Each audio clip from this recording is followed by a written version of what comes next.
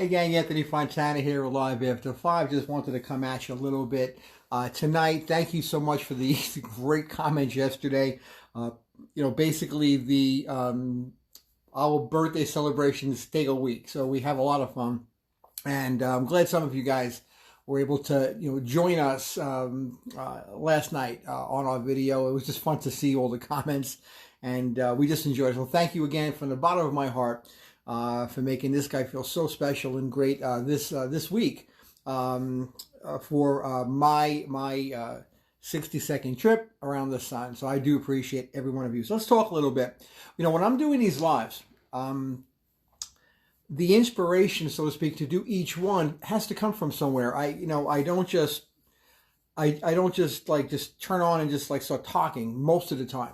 Sometimes I do, just because that's just the nature of the time or what day it is, whatever. But the majority of the time, I want to talk about something very specific and try to do it within a 9 or an 8, 10-minute span, so that I'm not speaking too long. I don't want to turn it into a long-term seminar and people just tune them off. I don't want to do that. But there is inspiration for them, and oftentimes it'll come. I won't even think about what I'm going to talk about that night until literally just a few minutes before, when I just put it out there. I let go and let God. I relax, have a cup of coffee like this, and something will show up. It might be a meme that will suddenly appear.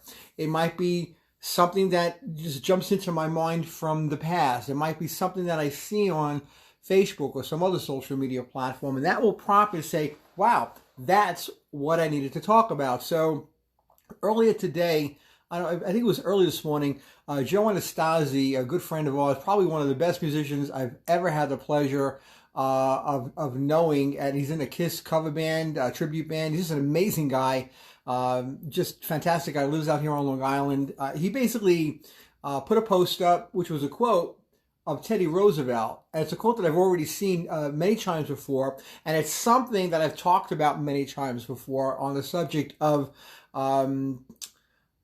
basically stealing someone else's dream. And I'm going to read the post to you, the quote to you.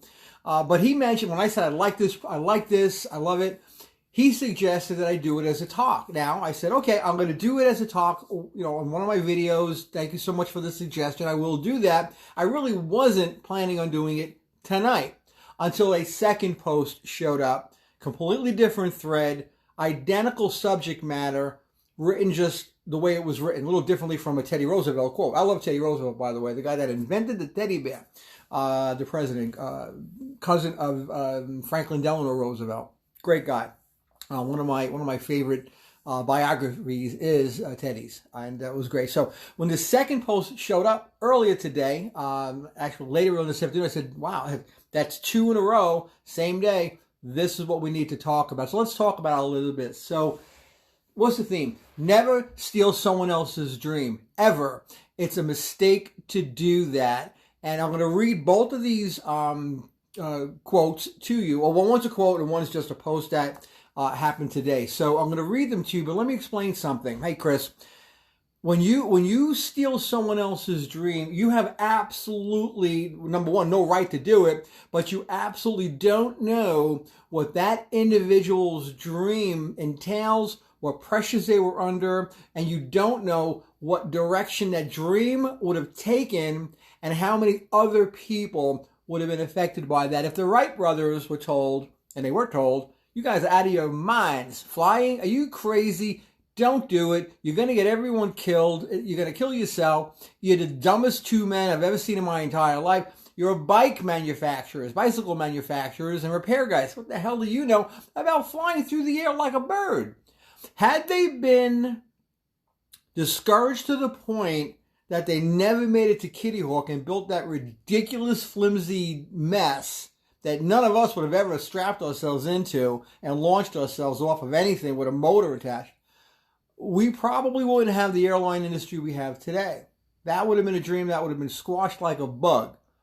Alexander Graham Bell, when he was trying to figure out a way to communicate with his deaf son, and eventually invented the technology for the phone, he was discouraged every step of the way. There was no way to throw a voice across wires. It was just not possible. But he was not discouraged, right? So there are things that come into play where dreams happen.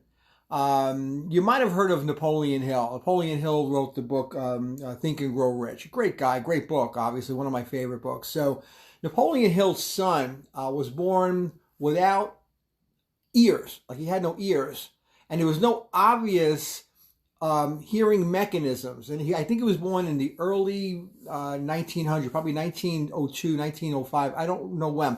There was no technology for hearing aids and things of that nature.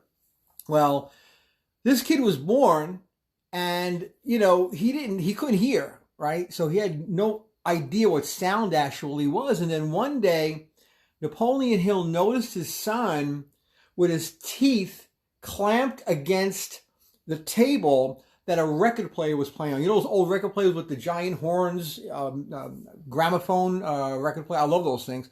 By the way, the antiques are fantastic. But that's what they look like. So the record player is playing some old record. It wasn't old then. It was a record, right? Probably the newest artist in the country.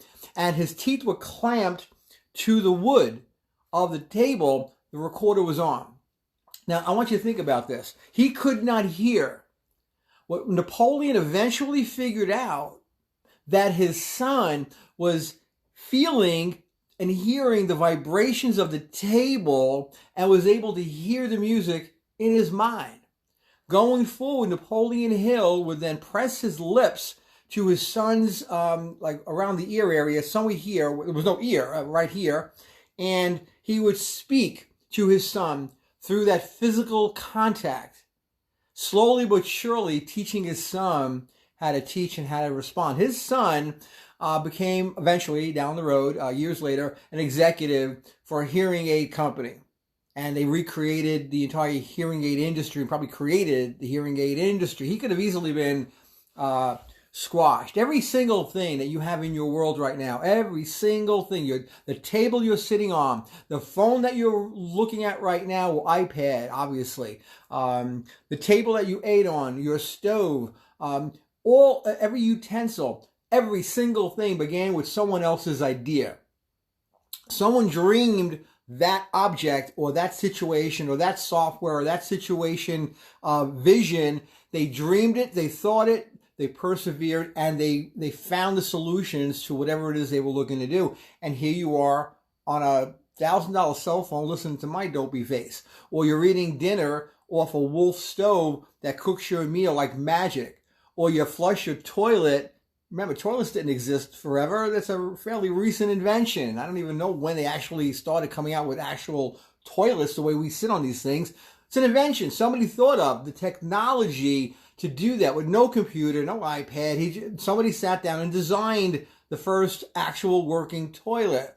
So every idea begins in someone else's mind. It is so easy to hurt someone's ability to dream a dream if we're critical of that individual's dream. And we're all guilty of it. We've all done it. I think it's a shame. It's something that cannot happen, especially in today's day and age. There are so many ways to create some incredible situation for your family, and to have someone else, it's usually someone in the family, a thoughtful friend who thinks their input is important to you. It's not. They need to shut up and let you do your thing. So too many people are not in the trenches doing anything. They're not doing the work. They're not putting in the time. They're not spending any time, money, or energy doing anything worthwhile. Yet the guy that is in the trenches doing the work, getting dirty, waking up 6 in the morning, 5 in the morning, going to bed at midnight to struggle for years with a dream, that's something that should never be put out. That fire must keep going no matter what, because we just don't know what industries are going to come out of that. If Apple computer started by Steve Jobs in his garage with Steve Wozniak, when they put together that very first computer thing, I forget what it was, Apple II or whatever it was, they were knocked down, they were criticized, they were told it won't work, it'll never happen. They were up against the big kahuna, IBM. They were literally up against the giant of the industry, but IBM was very slow to react to what Apple did. Apple was turned down many, many times. In fact, Steve Jobs himself was fired from his own company, right? Only to come back, and here we have a $2 trillion company with, hundreds of thousands of employees and billions of dollars a day in revenue, changing the way we live our life with these smartphones that they pretty much invented, in my opinion. So that is a dream that could have been squashed. In fact, someone tried. Many people tried to stop him doing what he did, but he did it anyway. So I'm going to read a couple of quick quotes here. This is the Teddy Roosevelt quote. I suggest you go online and look for it, print it out, put it on your bathroom mirror. May you never be the reason why someone who loves to sing doesn't anymore. Or, oh, I'm sorry, that's the wrong one. I'm going to do the post first. That's what I'm reading. This is the post that was this afternoon. May you never be the reason why someone who loves to sing doesn't anymore, or why someone who dressed so differently now wears standard clothing, or why someone who always speaks their dreams so wildly is now silent about them. They don't talk about them anymore. May you never be the reason for someone giving up on a part of them because you were demotivating, non-appreciative, or even worse, sarcastic about it. That was a post that was this afternoon. But let me read you the Teddy Roosevelt quote from the early 1900s, the last century. It is not the critic who counts, not the man who points out how a strong man stumbles, or where the doer of deeds could have done better. Does that sound familiar? You could have done that better. You could have improved your performance on that one. Shame on you. Go back to the drawing board.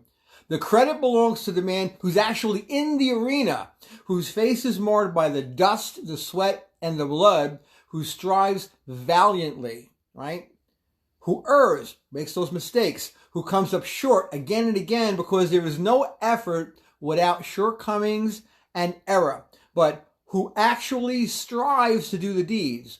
The person who knows great enthusiasms, great devotions, who spends himself in a worthy cause, who at the very best knows in the end the triumph of high achievement, and who at the worst, if he fails, at least fails while daring greatly. So, that his place shall never be with those cold and timid souls who neither know victory nor defeat.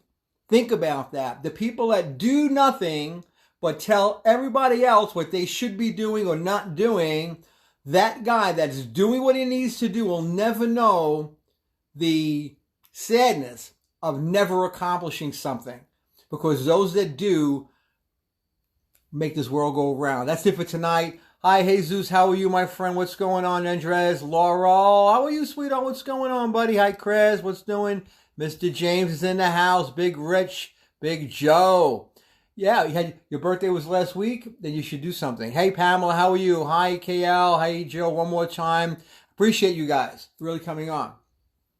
Don't steal someone else's dream. It's just wrong. I can't even, if I think about that, someone could have stolen my dream or dreams. And I'm so grateful to God that I didn't listen to the stupidity that was being thrown at me when I was a younger man. And I went out and did my thing and set my pace and changed lives all over the world. I'm going to continue doing that with MJ. I have a great partner in crime with her. We have a lot of fun, but we also really do know that we affect other people's lives, hopefully in a positive way. I certainly never want to affect one in a negative way, so I will always catch myself if I find myself telling somebody, no, do it this way. You ask for advice, it's different. I will give you that advice.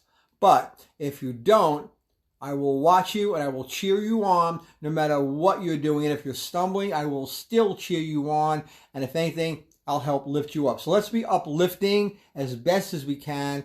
And no one naysaying. Let's change the tone on social media as a group. I have 4,500 friends. A couple of hundred of you see these videos. Each one of you can change one life every day, just like we try to. At the end of the day, we as a group can affect millions of people in the next few years to be positive, to be rocking and rolling with their own dreams, and to get out there and change some lives themselves. That's it for tonight. Have a great night, guys. I do truly love you guys every single time. Bye-bye.